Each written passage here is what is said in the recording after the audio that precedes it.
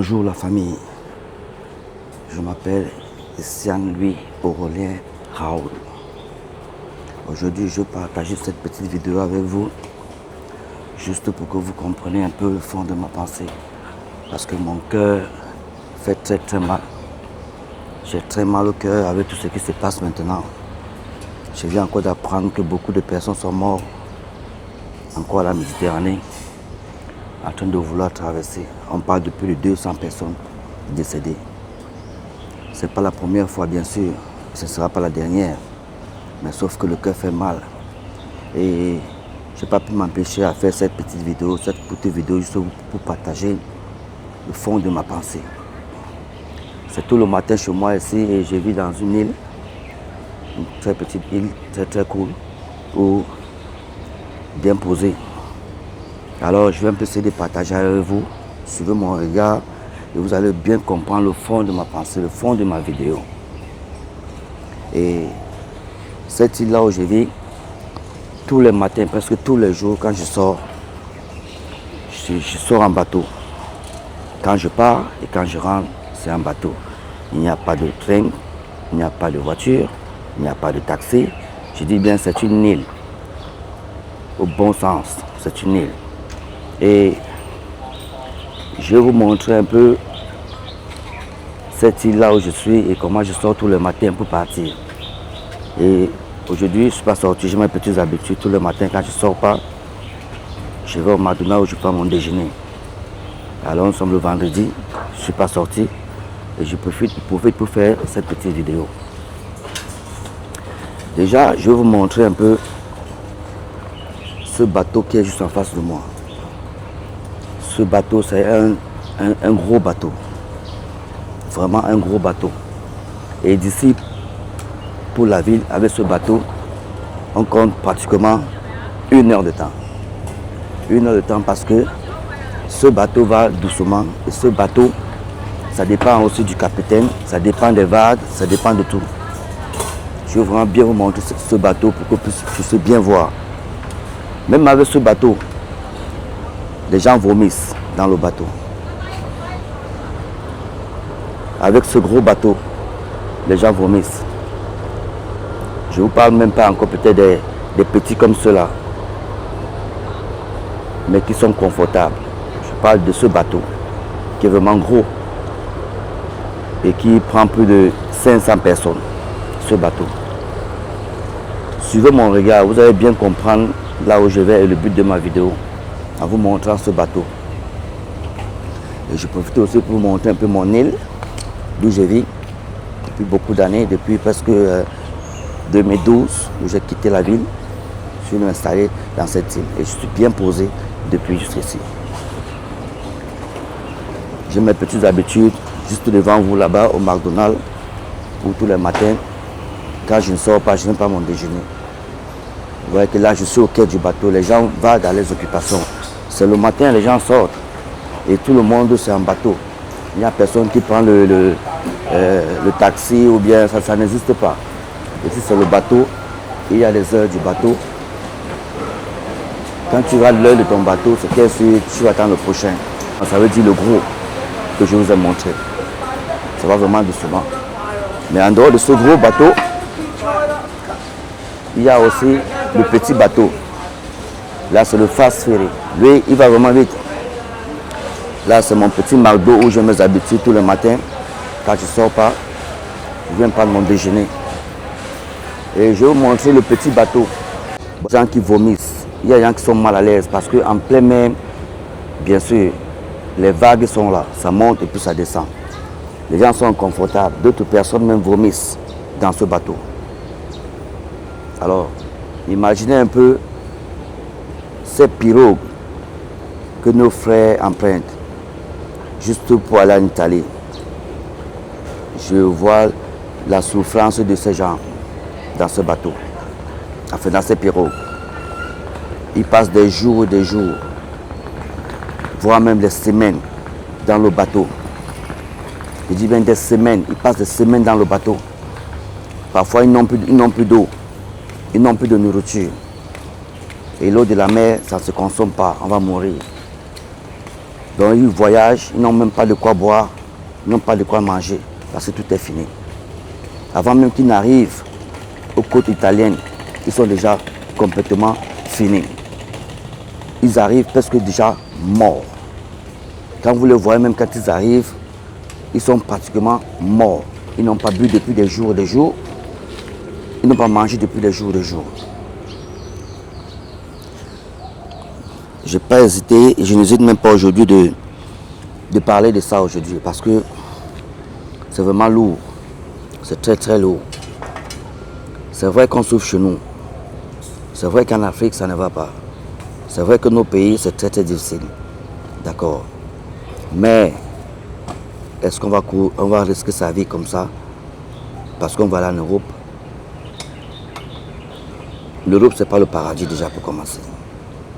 L'Europe, ce n'est pas le paradis. Partir en Europe ne veut pas dire que tu as réussi. Ça, je l'ai toujours dit. Partir à l'Europe ne veut pas dire que tu as réussi.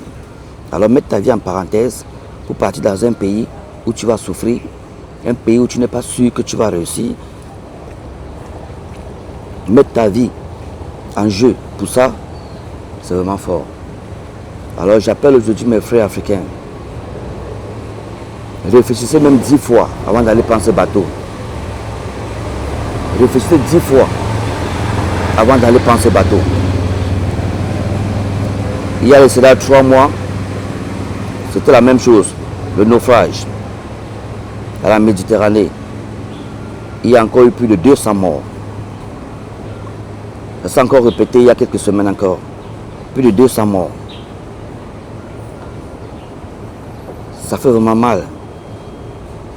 Bien sûr qu'on ne peut rien changer parce que les gens vont toujours voyager, les gens vont toujours partir. La misère en Afrique et tout, ça pousse les gens à sortir, d'accord. Mais je vous en prie les frères, réfléchissez 100 fois avant de prendre ces bateaux.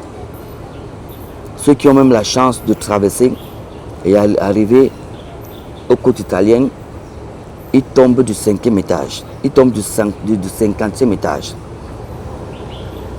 Parce qu'ils se rendent compte directement que ce n'est pas la vie qu'ils espéraient, ce n'est pas la vie qu'ils pensaient, ce n'est pas la vie qu'ils aspiraient voir. Parce que là-bas encore, c'est une autre misère, une autre galère qui va commencer. Un autre genre de vie. Étant en Europe, mais tu souffres. Ça fait vraiment mal. Moi-même, j'ai perdu déjà beaucoup de personnes. J'ai perdu une famille, une soeur et son enfant sont tombés là-bas, dans cette mer. Je vous ai montré le bateau tout à l'heure. Dans ce bateau-là, moi-même qui est dans ce pays depuis longtemps, je pense ce bateau depuis 2012, je vous promets que jusqu'aujourd'hui, quand j'emprunte ce bateau, parfois j'arrête le siège. C'est un peu comme quand vous êtes dans les airs, dans l'avion, et qu'il y a les turbulences. Tout le monde arrête le siège. Là-bas, il n'y a pas que tu vas jouer dangereux. Tout le monde arrête le siège. On ne te dit même pas. Tout le monde arrête le siège. Combien de fois alors, une pirogue avec plus de 200 personnes, d'autres sont à la cale et d'autres sont en plein air, au-dessus. Plus de 200 personnes dans une pirogue. Bien sûr, les vomissements à gauche, à droite. Ceux qui n'ont jamais voyagé, ceux qui n'ont même vu l'eau avec les yeux comme ça un jour, ils sont au milieu de la mer avec une pirogue de fortune. Je vous en prie, réfléchissez. Je sais que ceux qui vont voir ma vidéo, qui vont me reconnaître, vont dire que toi aussi tu es un aventurier. Oui, je suis un aventurier, mais je n'ai pas pris l'eau. Je n'ai pas pris l'eau. Je n'ai même pas réfléchi. Et quand nous sommes partis en aventure, c'était pour, comment je vais dire, pour aller jouer au football. Espérer d'aller jouer au football parce qu'au pays, ça ne passait plus. Alors on allait dehors, c'est pour essayer de se relancer dans le football. Je n'ai jamais, alors à grand jamais, dans ma tête, pensé que je vais aller prendre la mer. Moi je savais que je vais aller à Menila là-bas, à Gorogo, pour aller sauter la barrière et puis entrer en Espagne. C'est ça que moi je pensais. Et je suis arrivé là-bas. Même là-bas, c'est pas facile. Moi, j'ai vu le feu là-bas. La façon dont on m'a tapé là-bas, mon corps est devenu mou. En faisant demi-tour, moi, mais je ne comprenais plus rien. J'ai compris que ce n'était pas ça ma destinée.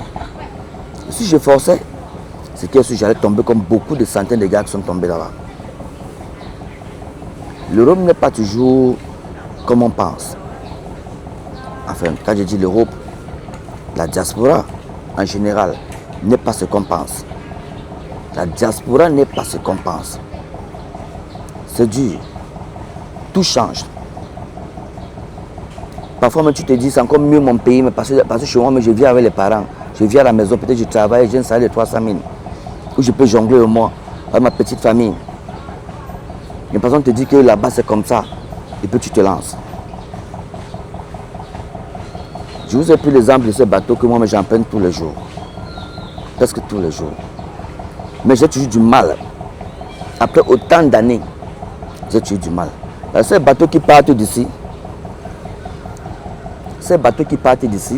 pour la ville, pour le centre-ville, après là, tout ça va disparaître. Hein. Tout ça disparaît. Après là, c'est la mer, en plein mer. Vous êtes complètement en plein mer. Vous ne voyez ni le devant, ni le derrière. En plein mer, complètement en plein mer. Voilà. Complètement en plein mer. Bon, imaginez donc alors une pirogue de fortune avec plus de 200 personnes entassées. Cette fois-ci, ils sont encore tombés. Beaucoup sont morts. Plus de 200 personnes. D'où ma vidéo aujourd'hui. Ça fait très mal quand on comprend ce genre de news, ce genre de nouvelles. Ça fait vraiment mal. Le cœur fait mal. Ouais. Le cœur fait vraiment mal. Tout ça c'est pour aller où? En Italie, pour aller en Europe, pour commencer une vie de misère, une vie de souffrance. Aujourd'hui, c'est vraiment tôt le matin chez moi ici, je ne pouvais pas. Quand j'ai appris la nouvelle, j'ai dit, cette vidéo, moi je vais la faire aujourd'hui, je vais la poster. Parce qu'il faut toujours sensibiliser. Ça, je sais que ça ne peut jamais s'arrêter. Je sais que ça ne va jamais finir. Mais, on va toujours sensibiliser. On va toujours parler. On va toujours dire ce qu'il faut dire. Parce que si on ne parle pas, c'est comme si on ne voit rien en fait. Mais non, ça se passe sous nos yeux. Des centaines de personnes meurent. Alors il faut parler. Du coup, moi je vais commencer à dire quelque chose à mon niveau. En tant que voyageur aussi, en tant que quelqu'un qui vit à la diaspora, comme une personne aussi qui a fait cette aventure-là, mais différemment, je vais continuer à parler. Avant que l'autre bateau en arrive, le petit bateau, pour que je vous montre exactement de quoi je parle, je vais profiter encore pour faire voir mon petit village.